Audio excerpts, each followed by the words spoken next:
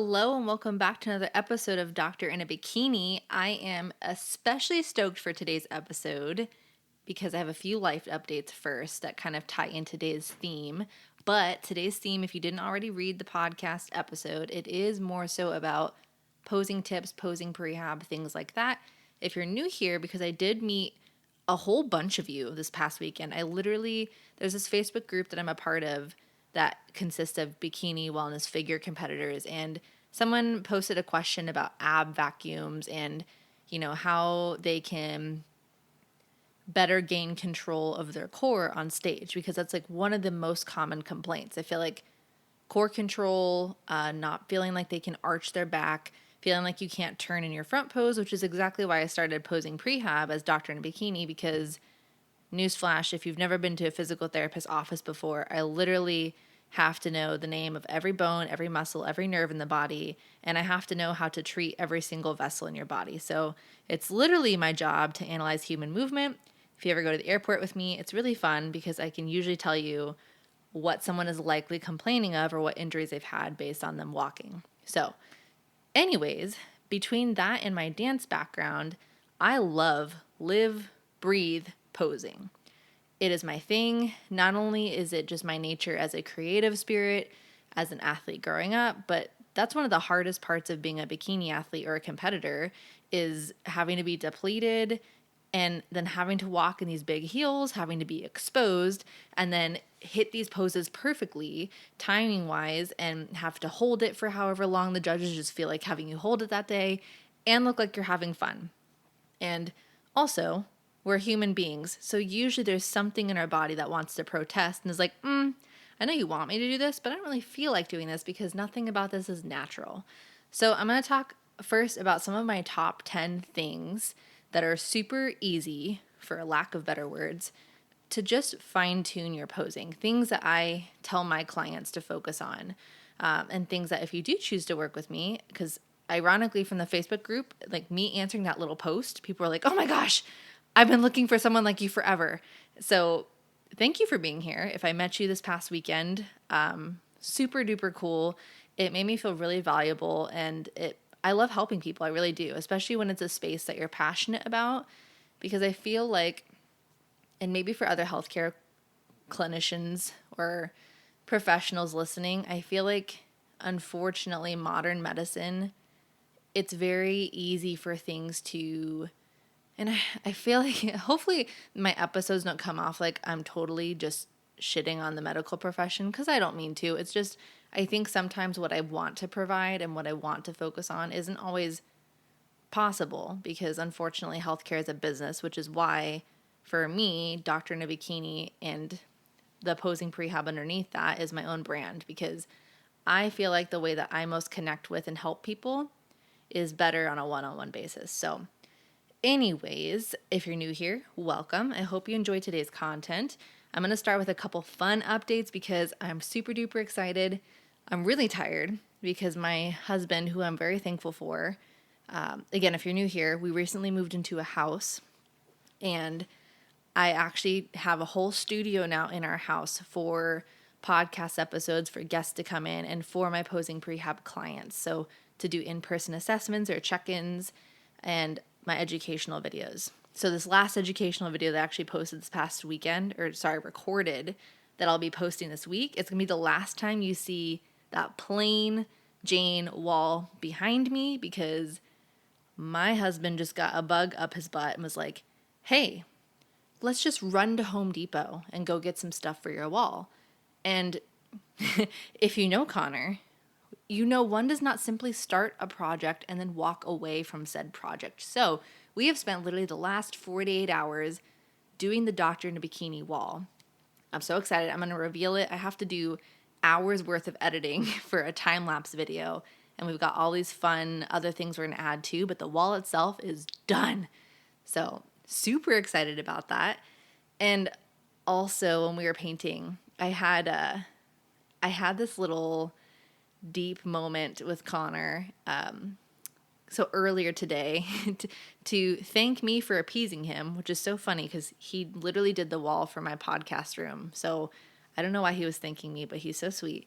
he took me to this antique shopping mall that we like to go to, and to breakfast. He said, I know that you had all these plans for this weekend that you wanted to do, and you were such a trooper, just doing all of the hardware things with me this weekend. So thanks for hammering it out with me. And I was like, oh, thank you.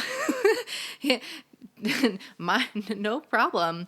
But we went to this antique mall, and I just feel like somebody listening will appreciate my thought today, because I feel like my angels must have put it in my head for a reason.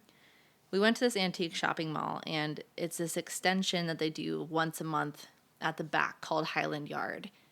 And it's so fun when we do go. I have this little tradition that it hit me today. There's this one booth called Bliss by Nikki that I always go to. Anytime I go to Highland Yard, I subconsciously associate my fun experience with going to her booth and picking out a pair of earrings. And I realized today that that's my normal, and that's part of my feel good experience. And again, when I told Connor this, he's like, a pair of earrings made you think about this? I was looking through the earrings, and I found my pair, and I was happy, and I put it in my little cart. And then it hit me. I was like, here's this person, this small business owner, that has no idea that every time I come to this market, I have to go to her booth and I have to get a set of earrings. And getting a set of earrings from her booth makes me happy. Every time. It's part of my experience. And I just thought, how crazy is it that this small business person could be sitting at home and thinking, man, does anyone actually even like my stuff? Maybe her sales are low, because obviously we always need to help local businesses. And in my mind, I was like, man, this Bliss by Nikki, who I've never met, I don't owe anything to, she could very well be sitting at home and thinking, are my services really valuable, or do people care? Or if I were to stop producing my stuff, would anyone even notice? And little does she know, she is a part of my good experience every single time. And the reason why that hit a little deeper, obviously for me with my podcast, but even someone listening, I mean, you never know the people that might depend on you for a good experience. And not that I'm saying, if she's not there, I'm having a bad time. It's not that. It's just, it was such a little moment of dopamine that I was like, she doesn't even realize that she gives me. So I want to reach out to her and, tag her in this. But it just made me realize, even, posting a podcast episode, or maybe someone listening, maybe you being at work, silently, some coworker could be like, oh, thank God they're working. They are always so nice to me. Or, oh my gosh, she's here. My job is easier today. Thank goodness. Or, oh wow, she's in the office today. She makes me so happy. I love seeing her every morning. I depend on our talks about dogs or coffee. And I wanted to share that today, because you never know, whatever you're doing, whatever it's a side hustle, maybe you post something every week, or I don't know, you never know what you're doing for people, is my point. And I think that we all benefit from hearing that we bring some sort of value to this world, especially going into winter, and, it's about to be kind of a sad time. So, well, for some people, I shouldn't say it's about to be a sad time, but you know what I mean? It's just, people are struggling always. So I hope hearing this today, you realize that you do provide some sort of value for somebody. Maybe you're the only person that says hi to the greeter at Walmart, or maybe, you're somebody that you are always just pleasant to everyone, or you give someone a compliment that they needed that day. Maybe, you know what I mean? So I hope that message sits with you, however it's relevant in your life. But for me, grabbing those earrings, I was like, you know what? I spiritually feel inclined to let this Nikki know, who I've never met before, hey, I hope you know that grabbing your earrings that you hand make has become a tradition for me. And I feel like so many of you make me feel special by reaching out to me and, saying you listen to the podcast. Even so many of you aren't competitors and you still tell me you listen. And it is this crazy moment where I realize subconsciously that I almost assume people don't listen. And it's not as cut and dry like that, but I don't know. Take today to tell someone that they're special to you. And first and foremost, take today to realize that you are also special to someone else.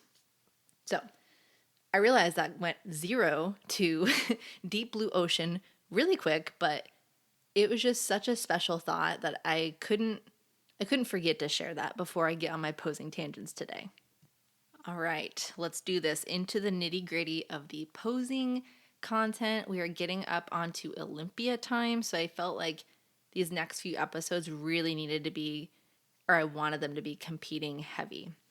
So, I think my last posing episode was episode 36 with IFBB Pro judge Beck William. So she's the CEO of Posing School. That's the last posing specific episode that I've done. And I just feel like with officially launching Posing Prehab and me personally rehabbing myself, because about a year ago, which also perfect timing with Olympia coming up in about 2 weeks, I was at Amateur Olympia last year. And for me, if you've been listening to the podcast for a while, I felt like the way I posed on the stage of Amateur Olympia, I mean, I cried that day. I mean, if you really want to listen to the whole thing, you can listen to my, I think, live from Amateur Olympia and then whatever post-show episode I did, because I usually do those.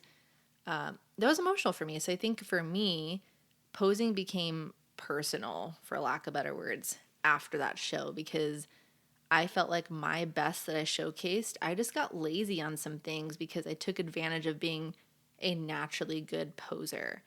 And that's another reason why I think if you don't already have a posing coach, or if you've never worked with somebody like myself, it doesn't hurt anything, because our bodies are always changing. Our flow is always changing.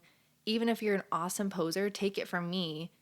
I had a show where, I mean, kind of got cocky, if you will, where I felt so comfortable that I didn't pose nearly as diligently as I did when I first started.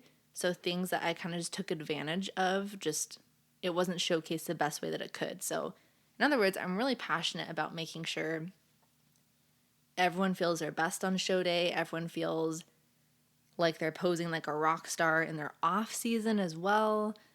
I just think that no matter what, as human beings, there's always something that we can improve on and be better at. And actually, before I forget, because I'm going to get really excited here with this episode, my next guest that I'm recording with next weekend is actually Ali Vathauer. So if you don't know her, she's an IFBB Pro bikini competitor, low-key one of my idols. I try not to say that because I know people are humans, but I'll admit it. she won the overall junior nats the year before I went to junior nats. And if you've seen her, she's a beautiful poser. She's a really nice human. She actually gave me my medal while I was on stage at Junior Nats, and I met her at a coffee shop. So we realized we were both from Arizona. It was really cool. She's super nice. So she's coming on next weekend to talk about her road to Olympia, which I'm really excited about. Where was I going with that? Oh my gosh. This is where I could just press pause and regather myself, but I think I just literally thought of her because me being an Amateur Olympia a year ago, and then her being the next Olympia type content. So anyways, it'll come to me if it's important. So let's go over the top 10 tips that I started to implement really after Amateur Olympia was my point to that. That was my rock meet hard place. I just felt so low because I was like, I'm better than what I just showed on stage. And we all need to have those humbling moments in life. Don't get me wrong. We need to have a moment where we're like, ooh, I could have tried harder, or I could have done better. I could have prepared better. So these are some of the things that I commonly work on with my clients, but I learned it not just as a physical therapist, because I literally had to do these things for myself. So number one tip, it's going to sound redundant, but like I tell my patients when I cue them through bridges, at least for motor coordination dosing, I say redundantly low, redundantly slow. When you are focusing on really fine-tuning your posing routine, I mean, you want to make sure it's flawless, you feel perfect, you have 100% awareness of your body. Literally, as silly as it sounds, like you're learning from day one, I don't care how long you've been competing, one of the best things you can do is breaking up the posing phases for motor coordination. What do I mean by motor coordination if you're not in the physio realm? I mean like muscle memory. So that way when you aren't on stage, maybe you're nervous, maybe you're excited, maybe something went wrong, like the microphone or the music turned off, because that has happened to me before. You want to make sure on show day you are just doing it like it's nothing. And you want every single move to feel purposeful and to look flowy, to look effortless. So the best way to achieve that is to literally break it down like you're in dance again. 8 counts. 1, 2, 3, 4, 5. Oh, hello. There's a text. So what I did, because I want to say my biggest complaint with Amateur Olympia was my front pose. I was thinking about trying to look tight and lean and tall. So what did that look like? That looked like my shoulders were shrugging and becoming one with my ears. I did not look relaxed. My arm looked like a stiff arm, like I was trying to chuck someone to the side of me. And I was turning way too hard. So angling yourself at the head judge, right? You hear that you want to angle yourself. If you're on the end, front pose, back pose, you want to make sure angling to the judge. I had, for my stage shots, angling like the head judge. I don't know what I looked like. I think that phrase straight up and down is what people use. Just because I was really trying to think tall and lean. So I was overcorrecting, my breathing mechanics were off. And honestly, that really could have been easily fixed just going from front to transition and repeat. Front to transition. Do that redundantly, set a timer, and then, okay, when you feel confident with that, you're going to go transition to like you're about to go to the back. Maybe you have like a little cute side pose. Repeat. Go from there to the back. Repeat. You know what I mean? Wash, rinse, repeat. Sounds so silly and dumb, but it should feel that way. The more redundantly slow and meticulous you are, the better the plan on stage. That comes my second one, number 2. This was a huge, huge game changer for me in the off season. And I know sometimes in the off season, I'm probably preaching to the choir here. Oh my gosh, preaching to the choir. People don't necessarily love immediately posing in your off season. I think that takes conscious effort to feel confident in a bikini when you're not super duper stage lean. That takes effort, and you should work on that effort. So even more reason to pose in your bikini in the off season. But even more so, doing holding drills. So again, I have done virtual programs for people before, and this is one that has been included quite a bit for women who tell me that they lose their core during their front pose, or they feel like right when they get to their T pose, their gut shows, or maybe they're transitioning from the back to the front, and for some reason the angle doesn't look how they want it to. Maybe they feel like they look poochy there. So a big part of my role is focusing on the why, because not every single person has the same symptom, for lack of better words, with the same underlying cause. Like someone could very well have a lack of core control on stage because of impacted kinesthetic awareness, or maybe it's because of faulty breathing mechanics. Maybe it's actually because of a lumbopelvic coordination issue. There's a lot of different reasons. So based on the person, I might have different programming, different tips to actually specifically help them on stage. But if you're like me, and if it really was truly an endurance issue / a breathing mechanics thing, for me it was kind of both.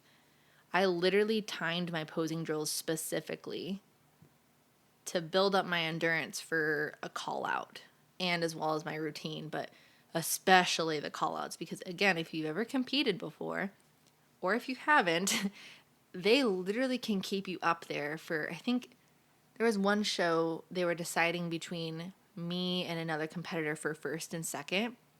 My husband timed me. We were up there for nearly 10 minutes. And this was a local amateur show. So literally be prepared for anything. I feel like every single show something different has happened. Maybe they've been ahead of schedule, so your routine actually got cut short, and they just say, do a front pose, do a back pose. Sometimes it's a nice slow show or small show, so they take their time. I've had almost every single experience at this point, so being prepared for anything is my point, is so important. And the posing drills in the off season really helped me. So again, if any of this sounds like you, just message me. Even if you're not sure if you could use my help, for me, I feel like the more we do, the better. We pay so much money, we spend so much time to look a certain way on stage, and we deserve to feel like we love our photos. We deserve to feel like we loved the experience and the package that we brought. And a huge part of that is our impairments or our posing experience, right? I guess that kind of ties into number 3. I put practice with someone else's eyes on you, because especially in your back pose, unless you've just got the perfect setup with your camera, it is so helpful to have somebody to say, hey, you're doing that thing where you're a little bit uneven and your pelvis is lifted up on the left, which again, another thing I can help you with. Or, hey, you're doing that thing with your shoulders are rounded forward. You're looking down at your feet, or you're looking, there's so many things that can go, quote, wrong with your back pose, right? And you can't see anything unless you got the perfect setup with mirrors or the camera. It's so hard to get the feedback. And even when you record yourself with a video, it's not quite the same as in the moment being like, oh, shoot, you're right. I am sitting towards my heels, or, oh, I'm not doing the thing with my knees that my coach told me to do, or, oh, shoot, Shannon told me to think about this with my hips, this analogy, and I can't remember if I was doing that, but I think I was, so I guess that's right. So literally practice with someone else's eyes on you, whether that's scheduling some sort of touch point or session with somebody. Maybe you just have another competitor that you know and you all meet up on a weekly basis and just give each other honest feedback. I feel like that's so valuable. Number 4, I also say, while we're talking about practicing, practice without a mirror. This was my downfall. In 2023, this was my downfall, because 2022, I had such an awesome season posing wise. In 2023, I just feel like I had so much life. Again, if you've been listening for a while, we got married, we had lots of trips, we also had shows. I qualified last minute for Amateur Olympia, so I just did it. But I literally got married the same month as Amateur Olympia. So ask me how good I was about my posing routine. I wasn't.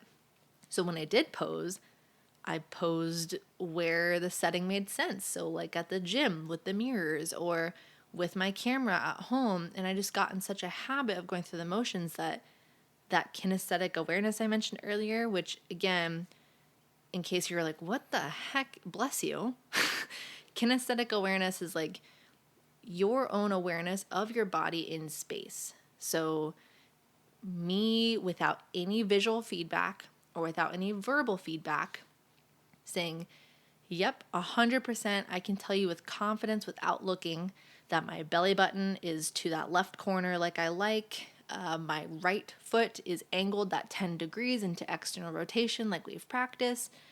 Yep, my butt is doing that flaring thing that I need it to do towards the judges. And I know that my shoulders are relaxed. I know that my wrist isn't doing that weird teapot thing. And yep, I can tell that my hand is exactly where it needs to be between my belly button and the side of my trunk, all without looking, all within those few seconds that I need to be in my front pose. That's a lot to think about. And breathing and looking like you're having a good time. So practicing without a mirror or without verbal feedback from anyone else, or looking at your camera immediately for feedback, that is half of the battle. That is literally practicing what it's going to be like on show day, because you have so much noise. You're trying to listen to tell them, for them to tell you what to do. Number 97 and number 102, switch. Oh, shoot, what's my number? 96. Okay, we're good. Or, oh, they want us to go to the front. Now they want us to walk to the back. So you're thinking about a lot of different things. You want to make sure that you don't have to think about your body, because that kinesthetic awareness you have been training. And again, if you're like, I'm not really sure how to improve that, for real, please, for the love of posing Jesus, just message me because that is exactly something that I can help you program to do. It's super easy. It's just, we have to be intentional with the things that we do, just like our lifting. We lift to fit the criteria. Well, we also have to train and practice our posing to fit the criteria. Let's see. Number 5 is kind of something else too. So the first one I talked about was almost like a muscle performance, right? With number 4, posing without a mirror. Number 5, a good mobility routine. So what I mean by that, I don't just mean doing the stretches you're supposed to do for your workout. I mean, again, say you've gone through a posing audit with me where I assess your posing, you tell me things that you notice, I tell you things that I notice. And say we talked about front rotation earlier. A lot of girls talk about how they feel like they can't rotate to the front. Well, let me tell you from a physical therapist point of view, when you picture a bikini front pose, that is the back arm. You think of shoulder internal rotation. You're also thinking of thoracic rotation, depending on which side is your dominant side. You're thinking about pec mobility. You're thinking about lumbopelvic control. You're thinking about the front leg. You have to have good internal rotation of the femur in the acetabulum, right? So there's a lot of things that I'm talking about that have to just say, sure, yeah, we'll be flexible. Yeah, we'll hold that there without cramping. No problem. Well, unless we're practicing things to literally simulate that, then why would all these things just agree to be mobile and have good endurance at the same time unless we've practiced it? We do such a good job all year long, hopefully, training to fit the criteria of our division, but are we training to fit the criteria of the posing? And that's not just the right muscles firing, but that's also the joints and the muscles being mobile where they're supposed to. Super confusing, super fun. But again, that's why I'm here, because these are hard lessons that I had to learn, that even being as a physical therapist going into posing, I was like, oh my God, I did not realize that I would literally have to prep and train to make sure that my posing looks good. It's more than just going through my routine and practicing my routine. Number 6, I'm going to give you a freebie here just to show you something that would be helpful for, let's say, the front pose, okay? So number 6, I titled it, Doing Activities Structured to Improve Kinesthetic Awareness. So, say you are my client and you say, hey, Shannon, yep, that is me. You mentioned on the podcast episode in your front pose, losing core control. What the heck can I do? Because I'm not sure that whole body awareness thing you talked about that I have. It's going to be on my Instagram, but I'm going to walk you through it here because if you're listening to this, I may not have posted it yet. So, some things that I get super picky about. Yes, everyone knows about vacuums, but you're not necessarily holding, let's say for the bikini division, a vacuum on stage.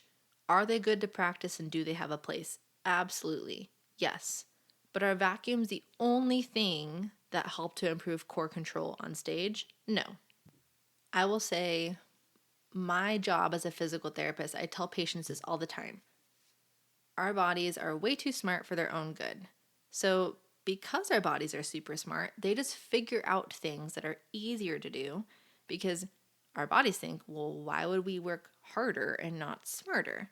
So it's my job to help bridge the gap and cue you for things that I notice that are common compensation patterns, such as our breathing mechanics changing or holding tension elsewhere, or even using other muscle groups to help achieve the task. So for instance, when I'm talking about a TA engagement, so the transverse abdominis muscle, which don't get me started. I'm sure there are a million people on Instagram that are walking you through a TA activation. And I'm going to tell you this right now. Hot button, at least half of them are telling you wrong. Because even certain physical therapists, they literally cue for what I tell people not to do. And I will say, I am very humble. There are certain things that I'll tell you, yeah, you're right, I am wrong on that. Or, yep, I could definitely learn more on cueing this or treating this diagnosis. This, for lack of better words, cover your little ears, little kids. This is my shit. So this is something I'm very passionate about as far as women's health and realizing these muscle patterns throughout our core and our trunk area. It's why I work so much with dancers. It's why I work so much with women's health patients. There's just patterns that you start to notice, right? Anyways, I didn't mean for this to be a whole PT rant, but I say this because this next exercise, when I talk about using your TA muscle, if you've never done it or if you're curious, please just ask me and I will walk you through it.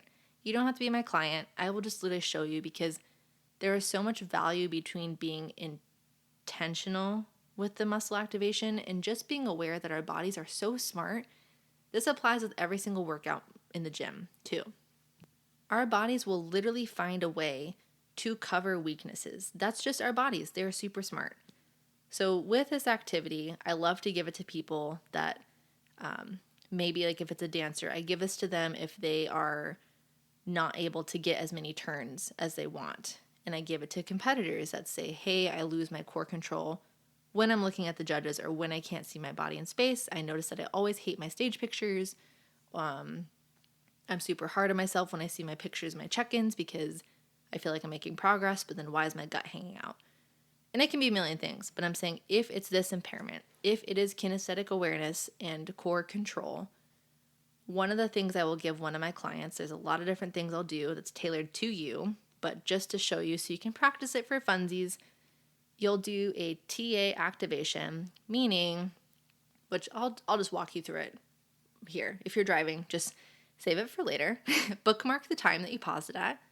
You'll get into all fours and just think about keeping your spine super straight, okay? And then if you picture my hand kind of hovering underneath the small of your stomach, think about without letting your back change, let your belly kind of hang towards the palm of my hand. So I tell people, I'm like, don't be polite, don't suck it in, literally just let it hang towards my hand.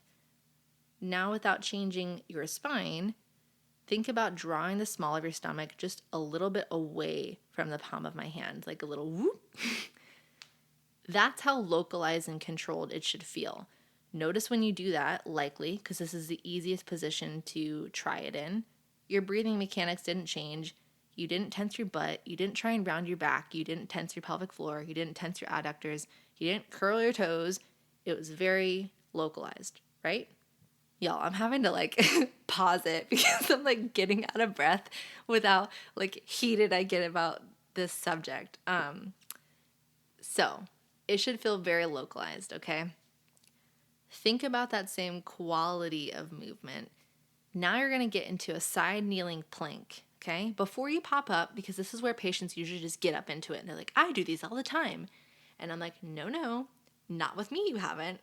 This is why my husband doesn't work out with me at the gym anymore, because I can tell you how to do it correctly because it should feel hard.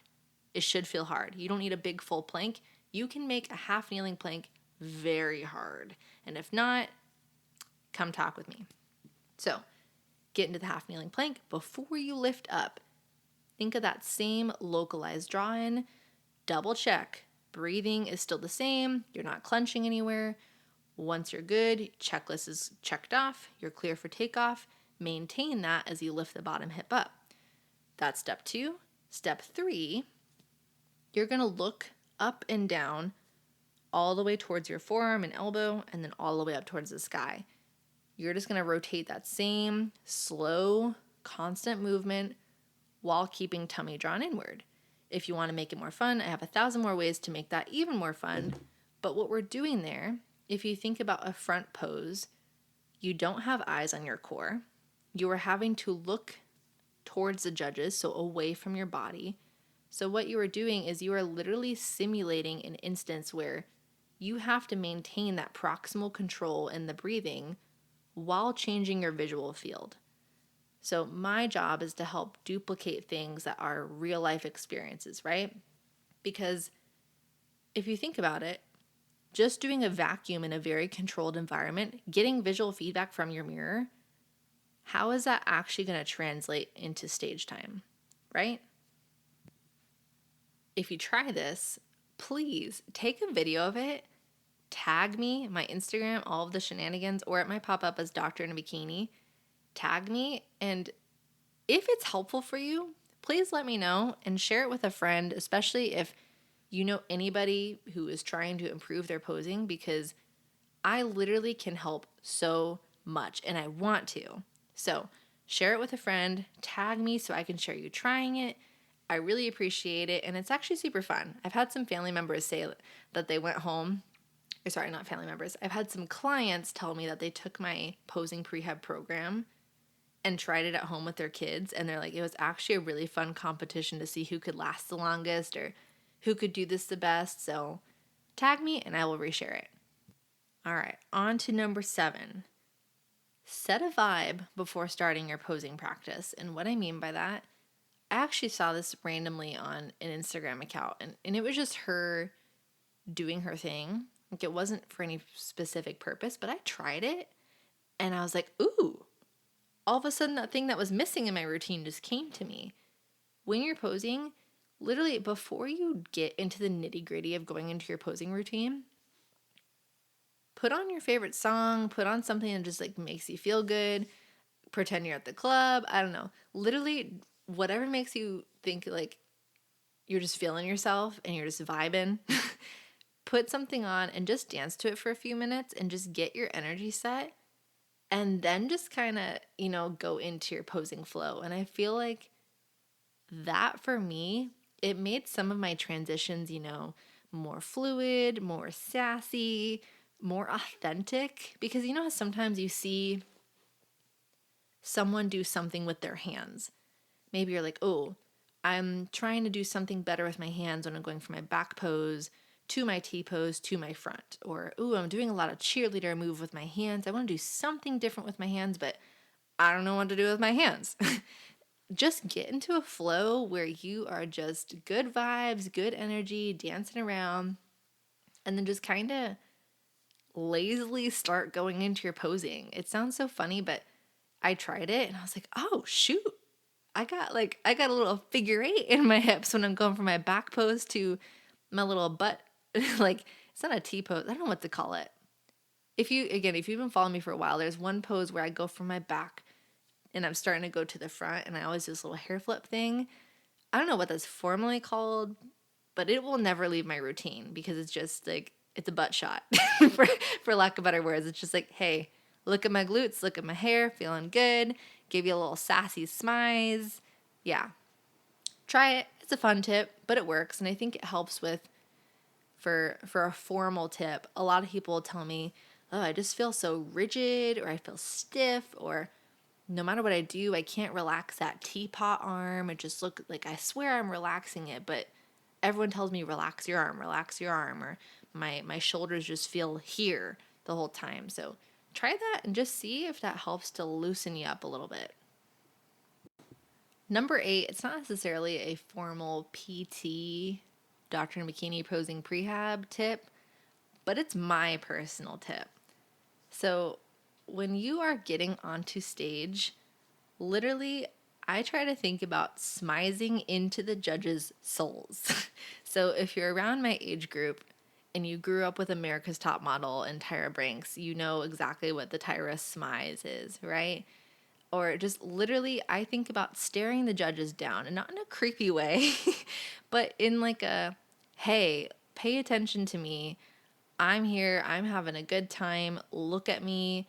Look at my routine. Look at what I brought today. I deserve this. So I literally, when I'm getting back on stage, so one day when I get my pro card, and one day when Celeste Rains Turk asked me to go onto her podcast because I'll be a new pro, she, if you follow her, her first question is, what do you think about when your heel hits the stage?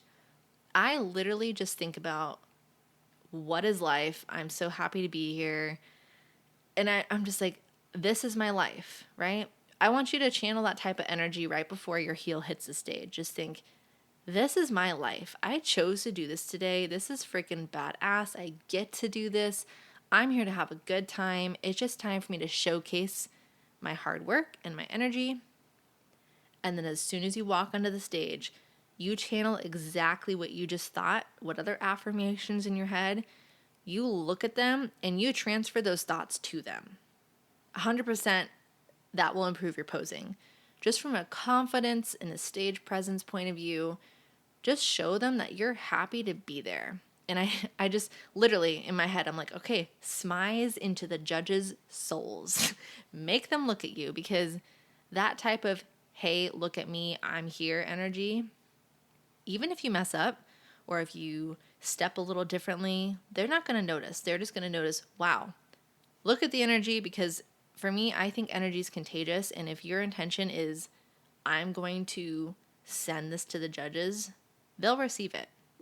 And on that note, number 9, try to avoid looking all around. Okay, so while you're in your front pose, don't look up at the lights, don't look down at your shoes, don't look for your family members in the audience, look at the judges. And if you've been here a while, maybe you're like, okay, thanks, Shannon, I know that tip. But for real, if you look at the footage from, was it USA? Yeah, it was USA's for me this year. I was struggling a little bit with my breathing and core control because, to be honest, I think it was a confidence thing for me. I have never on a national stage 2 times in a row been so close to a pro card, and being in the center for so long, honestly, I was doubting myself, and I think that energy was transferring into my posing, and my breathing was different and my hold was different, and I was second guessing myself, and then that started to show. My husband says that no one else watching can see, but I can see.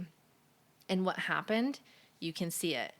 Right where I'm in the center and they switched someone in front of me, I kind of looked, and I looked at the competitors. Don't take your eyes off the judges. Look at them. Tell them that you deserve to be there. Not literally, don't mouth the words to them, but like energetically, keep the stare. Keep the stare down. Smile. Don't do a creepy stare down, but show them that you deserve to be there, and don't look anywhere else. When you're going into your back pose, same thing. Some coaches might tell you to look up for a certain reason, right? But don't look down. Don't look down at your shoes. You can look forward or maybe look slightly upward. Don't look to the sides. Just don't do it. Don't do it, because the second you look away is the second that you allow for a distraction and you allow for them to look for an imperfection in you. And sometimes it literally is, especially the higher you go, it literally is something as small as you looking away from the judges and looking less confident that can cause you a spot. So don't learn the hard way. Again, if you know me, I tend to be a little hard on myself. So I was really hard on myself for losing that confidence, because that's, in my opinion, that's 100% what happened that day. Yes, physique-wise, you can't control that, but I can control my energy and my confidence, and I could have controlled that better. But it's fine. We all have lessons that we need to learn with each show. Number 10, debatably the most no-brainer, but debatably, actually not debatably, the most important, look like you're having fun. 100%, if it's your first time on there and you have nerves, it's okay if you look like a little, Energizer bunny going super fast on stage. It's okay if you went a little fast and you just looked excited to be there. You looked like you were having fun. Just no matter what, if we're not having fun doing this, then what's the point? If you're not enjoying your experience, if you're not being present, what's the point? So I know it's so easy. If you click this episode, it's probably really important for you to do well, to look good.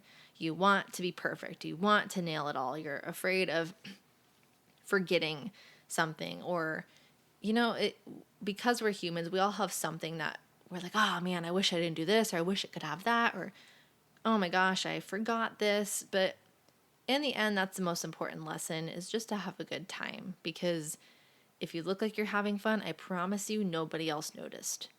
But if you're upset, because again, I've experienced other people doing that on stage, it doesn't look good and people don't forget. If you're mad, if you throw a tantrum, if you, let it show in your face. I remember there's this one competitor, it was a Wings of Strength show, and it was her first show ever. I want to say she was in the women's physique division. Again, it's not my division, so sometimes I'm not the best at remembering every single one, but I still to this day don't forget her, because when she was up there, despite being a novice, she was having such a good time. She was smiling and nodding like, yeah, this is what I'm doing. And I literally was hooting and hollering and clapping and cheering for her from the audience, because her energy was just so contagious. So it's like I wanted her to win. And if you just show up with a great attitude like that, hell yeah, that could be the competitive edge that you need. So what if you let something loose a little bit, or you stumbled a little bit, or maybe your heel broke backstage, because that happens to people too.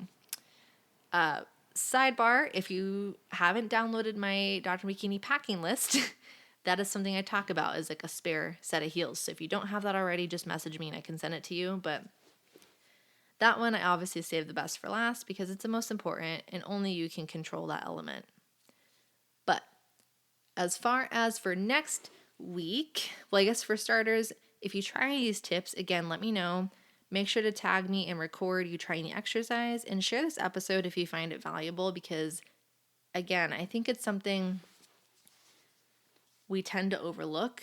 Yes, a lot of us do have a posing coach, and some people even forgo that because they're like, oh, I want to be self-coached. But I think if anything, having someone like me on your side helps to make sure that you're not missing anything and you're super happy with your experience. So, but going into next week, message me the questions that you have for Ali Vathauer. I can't remember how long she's been competing for. It's been longer than me, I think by a couple years, but she is super awesome. This is going to be her first Olympia. So, really excited to ask her about her road from amateur to pro to Olympia. And I literally can't believe she agreed to the episode a week before Olympia. So, submit the questions that you have for her, whether that's about getting into competing, the road to Olympia itself, or just personal questions. Send those my way. And otherwise, I think that's all that I've got. Stay tuned for the exercise that I release this week and for the time lapse of the posing prehab / Doctor in Bikini podcast room. Share, rate, and subscribe to Doctor in Bikini podcast. And I think that's it for this outro. Have a good week, everyone. Talk to y'all later. Bye.